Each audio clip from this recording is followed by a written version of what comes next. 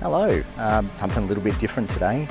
Rather than being down at the beach or some epic location, I'm in suburbia, but check this out.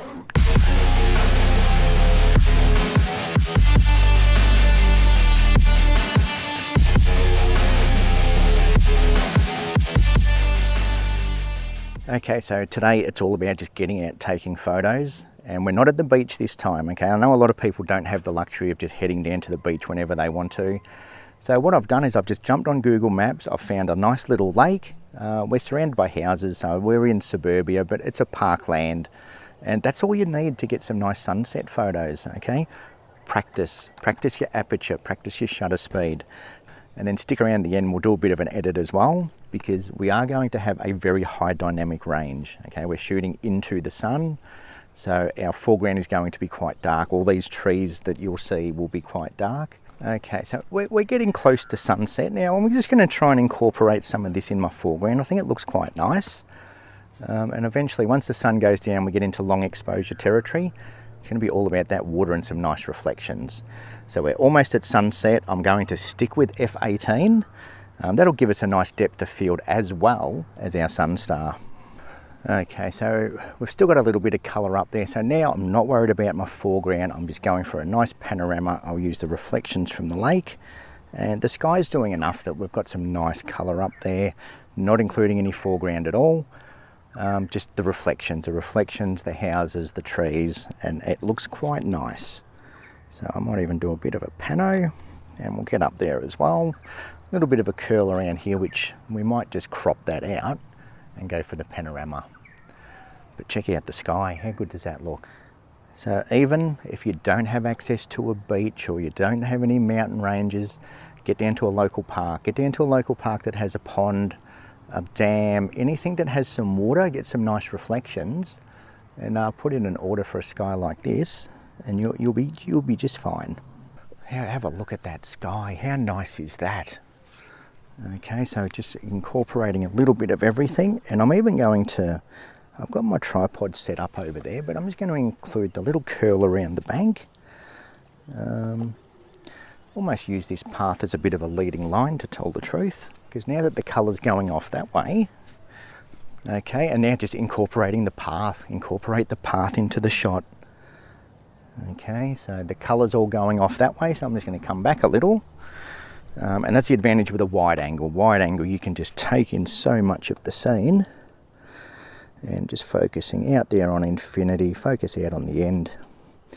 Include that path and the trees and a lot of sky, somewhere around about there, and that looks quite nice. Okay, so that'll do now. We've lost all our colour. I'm going to wait for the blue hour to really kick in. Hopefully some lights come on in these houses, and we'll see if we can create some sun stars. If not, we'll do an exposure blend, okay? But it's more about getting out and just find a local area where you get a nice clean shot of the sunset and just play around and take photos. Okay, so let's go and jump into Lightroom and have a bit of a play on the editing side of things. Now onto the editing side of things, and this is the image we're going to work with. In this case, all I've done is tried to preserve my highlights, and if we have a look at our shadows are very deep. Now, I do encourage you to do multiple exposures if you've got a dynamic range like this where you have very bright sky and dark foreground. But in the case that you don't have multiple exposures, I'm going to show you how we can pull out some of that detail in our shadow areas. I'm going to do things in here for the sake of YouTube, and I'm going to over edit this image again to show you ideas of what we can do.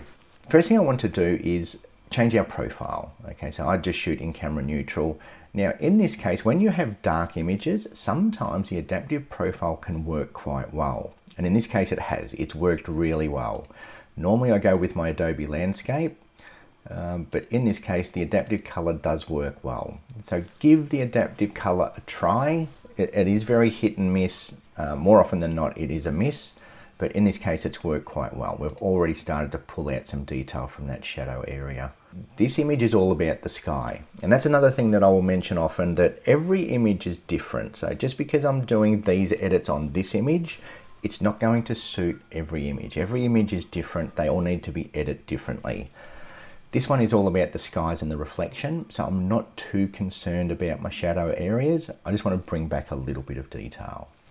So in saying that, what I'm going to do is we're actually going to turn this into a panorama because there's too much water for my liking. We can see that we've got reflections. We don't want too many reflections, okay?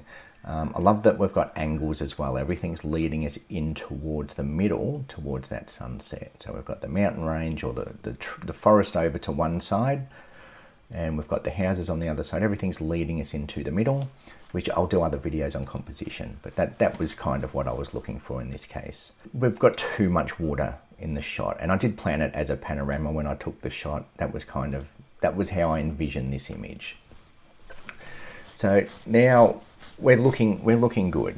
So first thing I want to do is get my white balance sorted. To do my white balance, there's a couple of different ways of doing it. Number one is you turn up your saturation and your vibrance, and then try and get the image roughly where you want it. Now, in this case, what I'm going to do is I'm going to do it a slightly different way, which is a bit more subtle.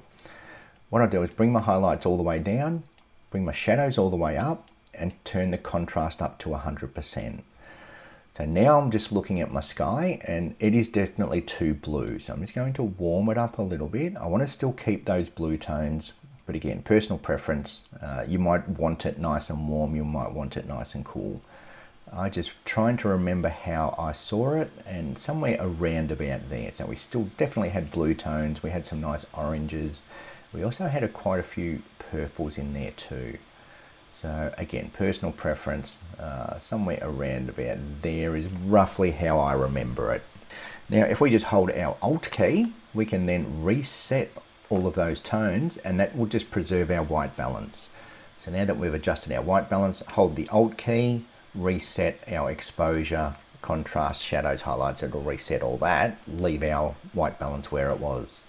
The other thing you can do, if you do adjust something, if you just double click on the slider, it will reset it back to 0. So white balance is sorted. Now with an image like this, the star of the show is my sky, so I'm going to edit my sky first. And first thing I'm going to do is bring down my highlights. Okay, so highlights down by around about 60%. Then I'm going to bring my whites down. If we have a look in the sky here, if I bring those whites down, it just takes a bit of the sting out of that sky and brings back quite a bit of detail. So whites down. Now I don't like the sky select in Lightroom. That's why I'm doing it globally at this stage. Okay, so you can use the sky select to do these adjustments, but personally I just don't like the way the sky select works yet. Okay, it will get better over time. Okay, we're going to add some contrast. Again, just looking at the sky at this stage, trying to get my sky roughly where I want it. So somewhere around about there is looking a little bit better. If anything, I'm going to add a radial gradient, because I do remember a nice glow. There was definitely a golden glow on that horizon. So radial gradient, and we're going to warm it up a little bit, bring back some of that detail back on the horizon, or the color back on the horizon. Maybe just increase the magentas a little bit. And then finally, I'm just going to bring my clarity down a little bit and bring the dehaze down a little bit. That's just going to soften down the sky and give it a bit more of a glow. So somewhere around about there. Okay, so if we have a look at our before and our after, okay, so now the sky's back to roughly how I remember it. It was definitely a bit more golden than the raw file, and it had a bit more of a glow. Okay, so that's our sky sorted. Now, with shadows, rather than just increasing the shadows in here, what we're going to do is we're going to select them separately. So what I'm going to do is come up to our masking tool again. We're going to create a new mask, and we're going to use our luminance range. Okay, so with the luminance range, the way this works, if we grab it from the left and pull it up, it's going to select the brightest parts of our image. If we grab this little arrow on the right and bring it down, it's going to select the darkest parts of our image. Okay, so in this case we just want to select the darkest part, so I'm going to bring that down, and then if I grab this little arrow at the bottom, I can slide that up, and that's our feathering. Okay, so if I keep sliding this down, it's our range. If I start to slide that up, it's our feathering. Okay, and then we can grab, you'll see a little box appear here, we can then increase our amount as much or as little as we want. So in this case, I'm going to take those shadows all the way down because it is a dark image, and I'm going to leave, I like to have my feathering all the way up. Okay, so then that way it just makes a smoother transition from lights to dark. If we go down here, it's going to be very crunchy. So just by smoothing it out somewhere, and I'm going to go all the way for the sake of this one. So now we've just selected the darkest parts of our image. So everything in red is what is going to be affected. Now we've got a few options here. We can bring up our exposure. So if we bring up our exposure a bit, now it's just affecting the darkest parts of the image, and it's leaving most of our sky where it was. Okay, so for the sake of YouTube, I'm going to bring it up just a little bit. Just be careful you don't over edit. But yeah, because this is a YouTube video, it's just to show you how we can do it. And I'm going to bring up my whites as well. So even though we're only selecting our darks, it's bringing up the whites in those darker areas. Okay, so I'm going to bring them up. And that's about it. Okay, we're just trying to get some detail. We don't want to go too far. We don't want to bring it all the way up. It will get very noisy and crunchy and it won't look very nice. Okay, so we just want to bring it up so we can start to see some detail in there. You can always bring up your blacks if you want. I don't like to do that. Just bring up our whites. So if we have a look at before and after, it's just subtly brought up some of that shadow detail. Okay, and left our sky pretty much where it was, except for the vignetting around the corner. Okay, so that's how we bring up shadow detail. The problem now is we have a very flat file, and if we zoom in on those dark areas, you'll probably start to see a bit of noise creep into the image. So a good option to get rid of that noise is if we come down to detail and click denoise. Okay, and the denoise will clean that up very nicely. Okay, 50% is a good place to be. So now looking at our before, okay, we've got a very flat image. So now we're ready to actually start developing the photo. We've brought back as much detail as we can. Okay, so now we're ready for our finishing touches. First thing, it's lacking a lot of contrast. It's very flat, and I've done that on purpose. I've made it flat on purpose because now I'm going to start to add some contrast and boost our color a little bit.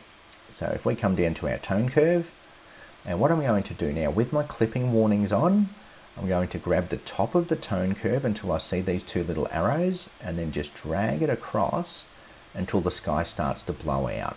Okay, as soon as we come up, we're going to see the clipping warnings coming on.